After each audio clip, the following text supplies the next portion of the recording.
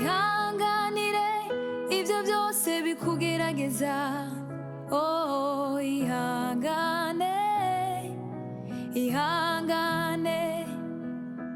nta joro ridaca ibyo byose bizohera nshuti yanjye ihangane oya nta joro ridaca ibyo byose bizohera nshuti yanjye ihangane nta joro ridaca ibyo byose.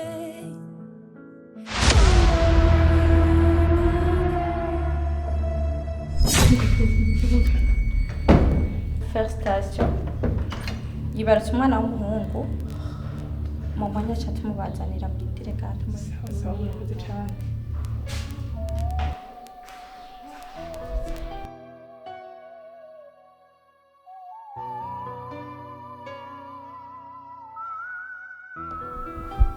Aria umeze gute? Ndoroherwa neza. Bebe nawe kasinziriye. Muganga akubwira ngo tuzotahe cyane. Sinzi ntiyambwiye ariko ndibaza si kinini cyane. Hama ari ikintu ariko ndiyumvira. Ubona ujya muganga yarakubabaje cyane. Ndibaza ibibazo byose turiko turacamo urabibona ko ari we yabiduteye. Ikintu rero gihari ndazi neza wowe ahari azi ko wapfuye. Ikintu niyumviriye nuko twamushikiriza ubutungane kuko arabikwiye ndazi nawe urabibona. Shakaga ndabona atabindi bato ushaka kwiteza warabonye ibyambayeho kenshi akubitira kubera ko ngenda ndamushikiriza ubutungane nabuze gato ngo nyice ndetse ko nta mpamvu yo kujya kumwitwarira. Imana irahari tubaye ingana bigenda. No Aria ntidushobora kubyihuza kandi niyo decision nafashe kuko ntitwagomba twihanganira ibintu byose yatumye tubamo. No biramukwiye rero ikakubwira ubwoba je ndazi bizogenda neza kuko akanya kiri hanze n'umunsi aramutse amenye ko wowe ukiri muzima azokongera kandi akugirire nabi. Ico kintu cumvire ko ndazuraza kubona ko ari cyiza cyane.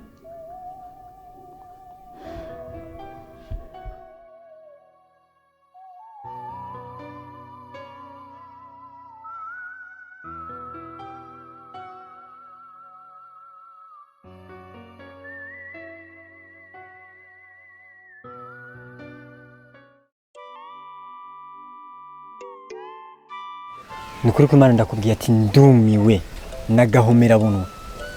Umuntu w'umuganga ari we yorinze abagwayi, ari we yokurikiranya abantu akari watera ibyago. Birabonekana neza uyu muganga ntazibanga yabikijwe ryari ryo. Gufata ku nguvu arazi honyine ingaruka mbi bifise. Ariko agacaringa ko akaba ari wabikora. Uzi ikintu kimwe nakubwira cyoco. Uyakwiye gushengezwa. Agashigwa mu bagabo ako kamaramaza kagashigwa hagaragara kuko munabirekeye yuko byozoga umukonyene. Nanje cyo nari naciyumviriye ngira ngende umbe ndabishiremo inguvu mpaka bumufasha kuko umuntu we ntomureka bagome yidegemvye mu barabara. Eka ni murundira abashinga naye mubashiraho mu mushengeze ahanwe imbere y'amategeko kuko yaramwononeye ubuzima. Hagiye amwiciye ibyiyumviro mind yiyo yashaka gushika. Kandi n'ikindi nacyo mumuretse uko onyerega yobandanya yongesho yobona kumengo biroroshye suko nanje niyo mpamvu ndiko ndavuga ati tubikore kare ataronona n'abandi bantu benshi rero kugira twiyamirize ibintu ifoko tubigenze uko nuko nyene atazokwanduza ibigwara n'abandi suko hamaje nayo ndahaciye kugira ndakubwira ivyo bintu gira subira muhira ndamurondera ivyo afungura ndamutwarira ku bitaro cyagenda bimuteguriye ariko ndumva ibintu arakasa muto ni hatari sawa nukuri mu bikore nkuko nyene sawa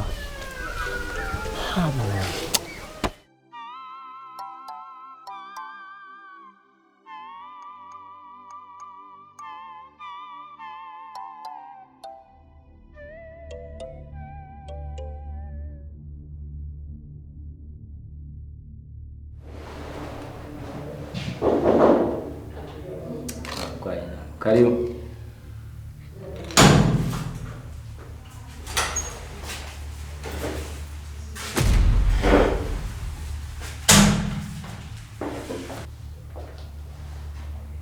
Misa. Karibu.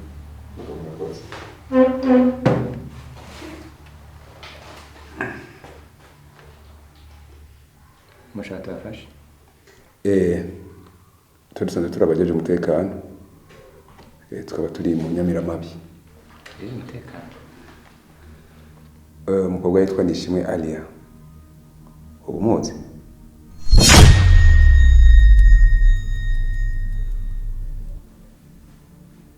Aria. Afite agenda Muganga sinjejwe umutekano.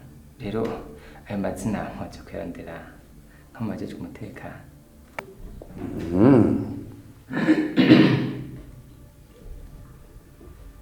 Aria mwenyewe.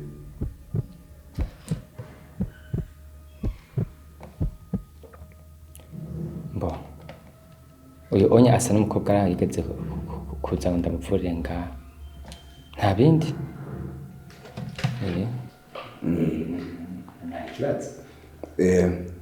Aria nyene urafite ikibazo. Jewe. Oya afite urabona nga anyi muganga akwikiranye umuntu. Birashika rero gace bimva ngo niwe baguma mukurikirana ayandi je nta kibazo tacho kwa muganga gusa ko dufitaniye. Ariko banaza ko atari sawa nta kibazo. Okay, wavuze kucicwa ubutungane ariko nimba mukoresheje amategeko naho soko bigenda. Afite ikindi mu docteur kandi kuza kumbwira nk'ivyo twadufise abavoka afite soko bimeze.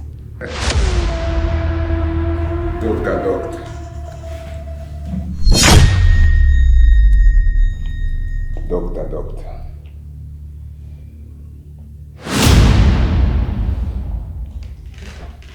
Oya umviriza wambwiye kujejwe umutekano sivyo nanje njejwe amagara y'abantu rero kuri ivyo nibaza ko mudapfa gufata umuntu ko onye je ndi ku kazi ndazwi n'igihugu urumva ukoresheje amategeko gufata umuntu sukuza muwereka inkogo se oya murakoresha na logique yingene mukora Carol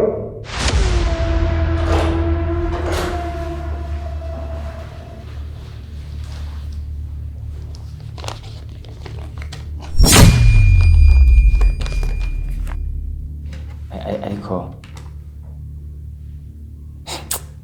oya umviriza ndakubwira sivyo okay umviriza tuvugana ukuri Doctor umwaka twaguhaye kuyagana wewe uramaze kandi urakwiye bro tutabutunganya umviriza sivyo ije kuvugana oya umviriza oya uri umuntu w'umugabo reka tuvugane sivyo dukoresha amategeko rero oya banza umviriza twavuganye kandi kirakwiye oya basigaye umviriza biracyoroshe umviriza ndababwire biracoroshe turi babiri ibibanga ryacu petete nawe umuntu yaba yabatumye yubatse iyo dose nawe nyene muramuha kugira ngo bigende neza ibangwega ni hatari twebwe iwacu ico kirazira okay umviriza sindabwire umviriza je baranyemera reka sije nijana mugabo twashikene tukavugana ibintu bigahera hagati yacu reka mvuze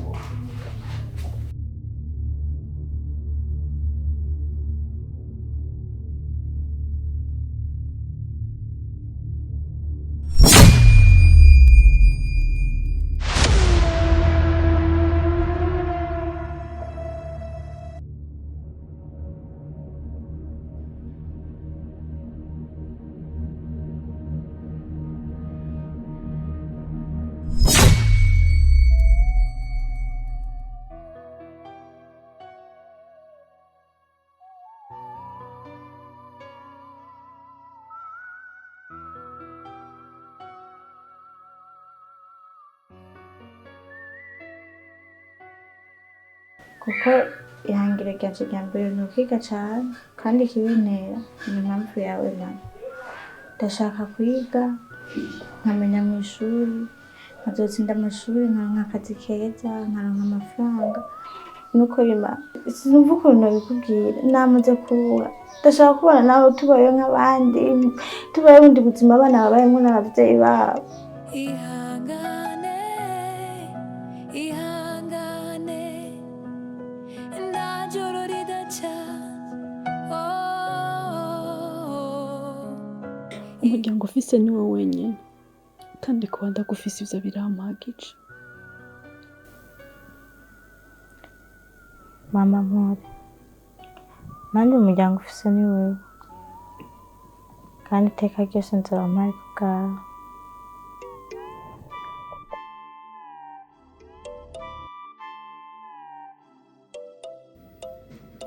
Mama, mbabarire cyane sishoboye kurinda isezerano naguhaye. Ihangane nta joro ridaca. Ihangane ihangane. Aria, ihangane cyane. Pole sana. Iyo nkuru yawe ndumvira ababaje. Ariko hagati aho, mu nkuru yawe umbwiye sinigeze numvamo inkuru ijanye n'urugendo rwawe rwa filime. Wamenye gute ko ufise impano yo gukina filime? Nza kumenya ko mfise impano ndavyibuka. Tugenda ndavyibuka nari nicaye muri sare ndiko ndaraba sinema kuri televiziyo nkuru y'u Burundi.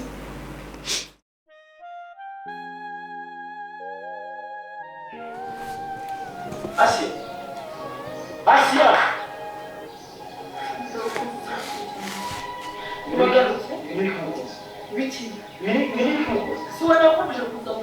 Umuryango wanyu uzogenda kugira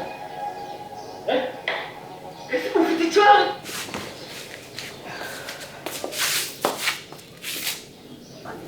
Asia!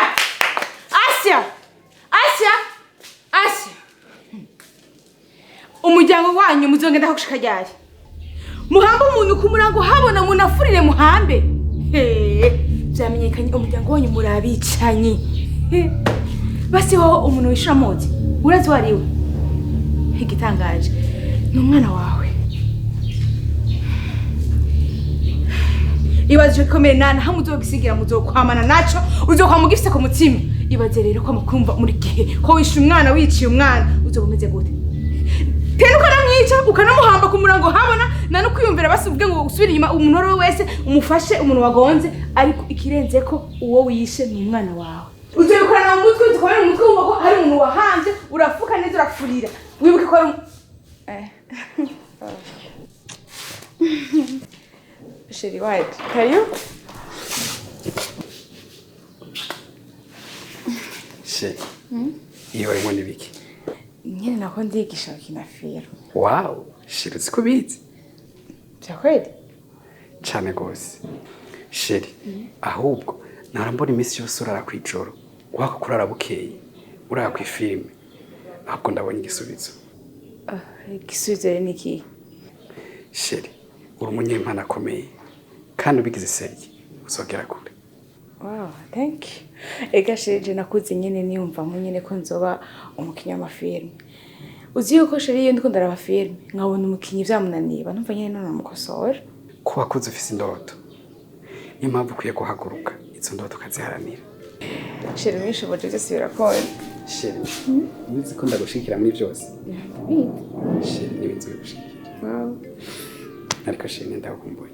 Nanje Sheri ndakumbuye ahumbwira wiriwe neza ukaze. Sheri cyane ariko ikindi Sheri kuri filime yanjye. Iyo ndakunda filime za Nduwayo.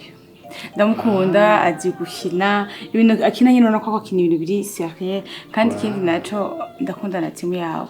Barakina barigisha inyigisho bigisha usanga zifata ku bana batonya agwaruka abavyeyi nyine muri rusangi zifasha umuntu wese uzikwikiranye ni ngombwa utahana inyigisho.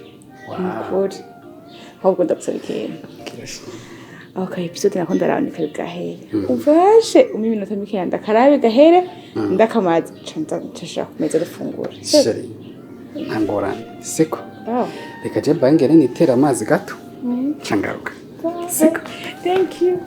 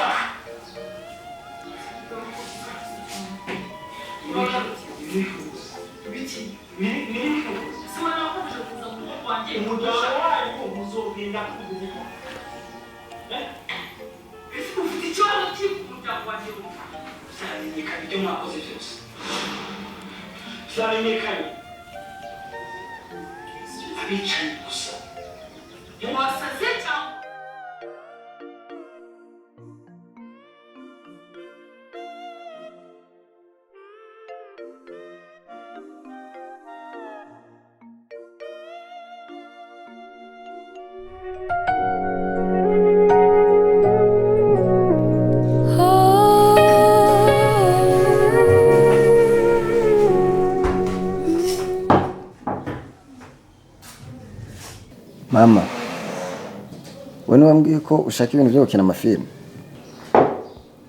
Hari kuki? Ndabona Abel Nduwayo yapostinze ko ashaka abakinyi bashasha. Oya, turara.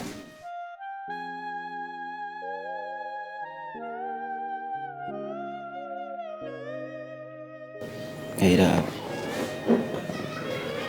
G.F.I.C Production company iriniteka nabwireje kubamenyesha yuko ipfuza kwakira abakinyi bashasha bafise impano zo gukina amareresi.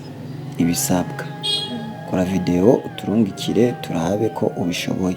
Video ya mbere yo gukara, video ya kabiri y'umubabaro.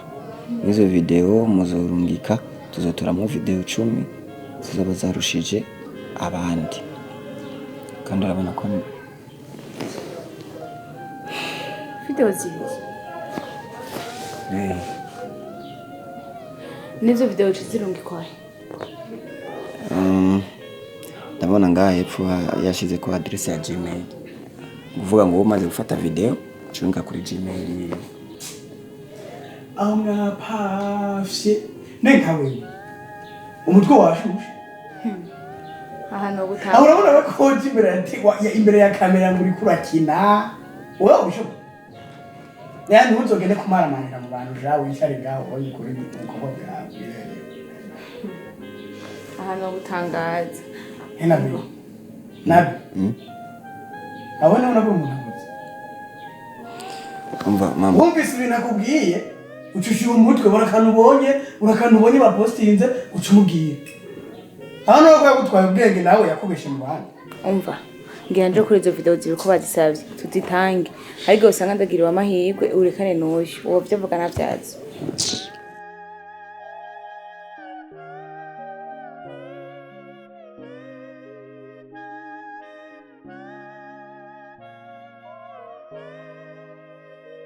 Gute nakwizeye gute nahugize umugenzi sinzi kuri injyage sinzi kuzozunguruka ugenda uravuga ahantu hose aho nce yose baramvuga barambwiye ibi kumene wagiye kumvuga gute nakwizeye nazi kuzohavuja kumvuga ahantu hose basimbwira mbwira ko tari wowe wabikoze mbwira ko yikoze kubera indi mpamvu ariko ubwizigirwa happy mama kara umuntu wese akubonye abona ati kabisa umuntu ayikarakara n'imitsirande. Umva basi hariho filme yo kwa Nduwayo ndaba hariho sene namye ndigira ko ukuntu nyina kara ukuntu Mireille basi ibyo zinde bigerageza turabe. Aha aho ni sawa kuko usuye mu sene yakinye ukacukina neza kumusumba azoca bikunda birenze. Kadusuye mu yonyene gerageza sawa twagiye. Asia ibyo nyi byose byagiye ku mugaragaro ubu biri ku mugaragaro numwe n'umuryango wanyu muzongenda ko gushika ryari gute ushaka gufata umuntu ukamwishwa mugonga ukashita mwiyarara ugafuka neza n'ivyatsi uri nyamaswa gute umuntu wishura muzi uratse ko wisha umwana wawe umuntu wiciye n'umwana wawe yakuvuye mu nda ivyo bintu bizo kuzunguruka mu mutwe gushika gupfa kwawe bizokoma bizunguruka mu mutwe ukamuvyibuka iyumvire neza. Yes turakubise. Iyi reri.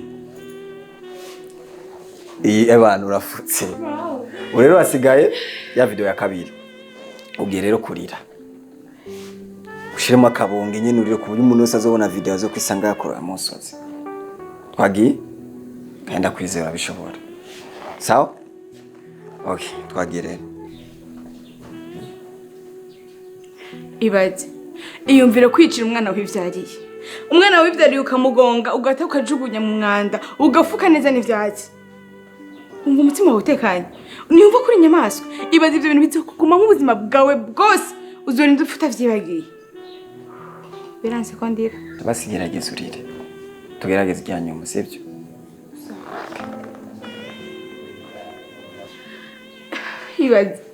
Ibaze ko wishiye umwana. Umuntu wishe n'umwana wawe. Umwana wawe wamwishe warivyariye urongera uriyica. Ibaze ko kabonga, ibaze ko gahenda. Uzokamana ubuzima bwawe bwose uzorinda ugafana ugasazana. Birababaje. Mufashe.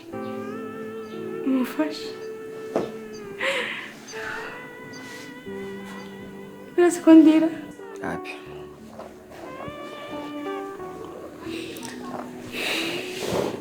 Miranzi.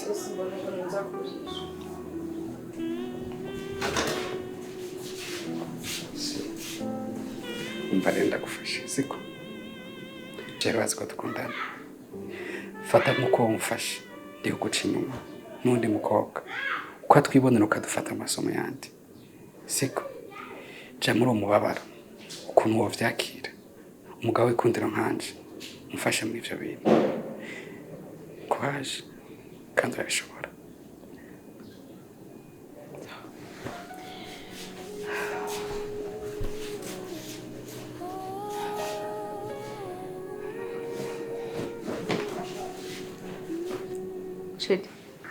Niki nagukoreye? Niki naguhaye? Namusi mwege tuja ku kazi. Nguta usanga nahisha. Namusi numwege dusanga nakubereye kigaho. Haba mu buryo bwari bwo bwose umugore akwiye ko umwana mwiza. Nakubereye umwana mwiza. Narakwitangiye bishoboka kandi nawe uzirabizi. Ariko uburarenganye urazungurukije ubwonko. Umva ko mwinarukira umugore mwiza. Umva ko yari umugore mwiza. Umwana nkujya. Umwana akwiye kuregwa n'abavyeyi. Niwe umwana wagiye kurira. Ariko gute byakugendekeye gute? Gute bisanzwe kurakora ibintu nk'ivyo? Ede nta mpamvu yo kumada kuyinginga. Umva kwizera kwanje aho guhugeze naha mumagarika cyase nzo nayenza. Ariko icyo nakwiye kwibagira. Ngiye kwibutsa ko ivyo ukoze byose nisanze hasi tu. Urambabaje umutima kuva kuri rimwe gushika ku kanyuma. Ndababaye kandi ndababaye cyane. Umenye yuko ni Imana aho uzoba wicaye zo bikwishuza kukumbabaje. Na musi nimwe nzo kwigira magarika kubwira Imana iki kintu kukimbabaje. Nzokamanishuza Imana nazo kamishuza umutima wawe. Ko rero wumve ko sishaka kufanda vyibagiye naho bigi naho ziki. Na Imana yabinyibagiza mu buryo bumeze gute zofanda vyibagiye ko narakwitangiye nagukoreye byose naragukunze. Tari na kimwe nisigarije sinaravye hirya no hino sinagize iki. Nakunze wewe umutima wanje wose narawuguhaye ariko nibigeze ubibona bivuze ngo rero je nawe igihe cyose Imana izokwamenyeshuriza. Gute naho yabinyibagiza mu buryo bumeze gute izina ry'Imana sinzofanda vyibagiye. Umve ko Imana nzogerageza kuyishuza ku buryo nawe kwishuza ubifate nk'ideni.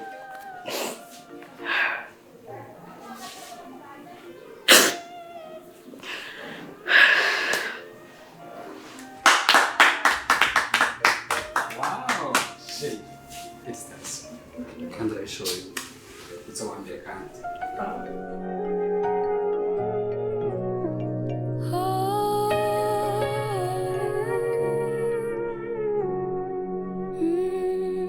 Shigikira impano yawe, shigikira impano yawe,